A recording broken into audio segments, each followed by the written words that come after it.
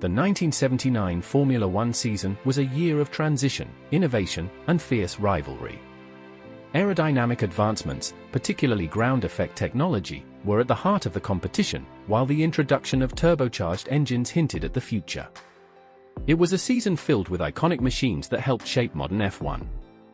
Here's a look at some of the most memorable racing cars from that era. Ferrari 312 T4.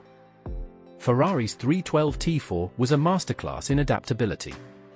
Designed by Mauro Forghieri, it featured a wide flat, 12 engine, which limited full ground effect potential. Still, the Ferrari team cleverly worked around this with carefully sculpted side pods and underbody aerodynamics. With Jody, Scheckter, and Gilles Villeneuve at the helm, the T4 took 6 wins and led Ferrari to both the Constructors and Drivers Championships. It wasn't the most radical car on the grid, but it was the most complete. Williams FW07. The Williams FW07 wasn't just competitive, it was revolutionary. A direct evolution of the Lotus 79 philosophy, it was a tightly packaged, highly efficient ground effect car designed by Patrick Head. Introduced a few races into the season, it quickly proved its mettle.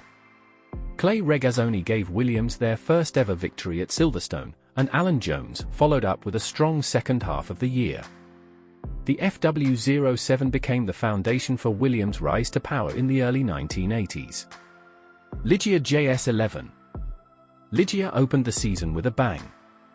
The JS11, known for its aggressive ground effect design and striking blue livery, took dominant wins in Argentina and Brazil with Jacques Laffite. Designed by Gérard Ducarouge, it initially seemed unbeatable, but as the season progressed, its chassis began to show signs of flexing under aerodynamic load, causing instability. Despite fading performance, the JS11 proved that Ligier could build a front-running car. Renault RS10.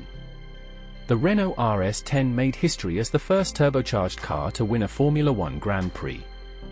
Powered by a 1.5-litre turbo V6, the RS10 was fast but fragile, until Jean-Pierre Jabouille won the French Grand Prix at Dijon. That race is also remembered for the unforgettable wheel-to-wheel duel between Villeneuve and Arnoux. Though inconsistent, the RS10 signaled the beginning of the turbo era, showing that brute force and innovation could break through. Alfa Romeo 177. Alfa Romeo made a nostalgic return to Formula One with the 177. Though not competitive against the frontrunners, it was a symbol of racing heritage and engineering passion.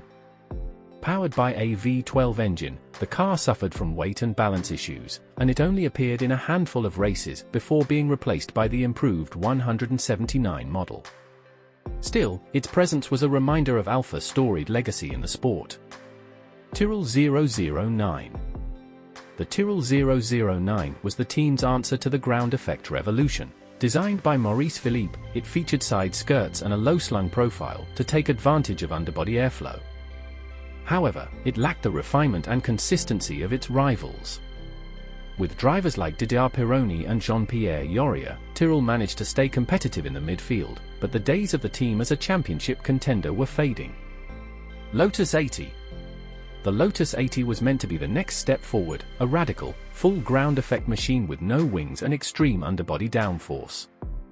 But while visionary in concept, it was deeply flawed in execution. The car suffered from unpredictable handling, porpoising, and general instability. Drivers Mario Andretti and Carlos Reutemann quickly lost confidence in it, and the team reverted back to the older 79. The Lotus 80 was ambitious but became a classic example of a concept too far ahead of its time.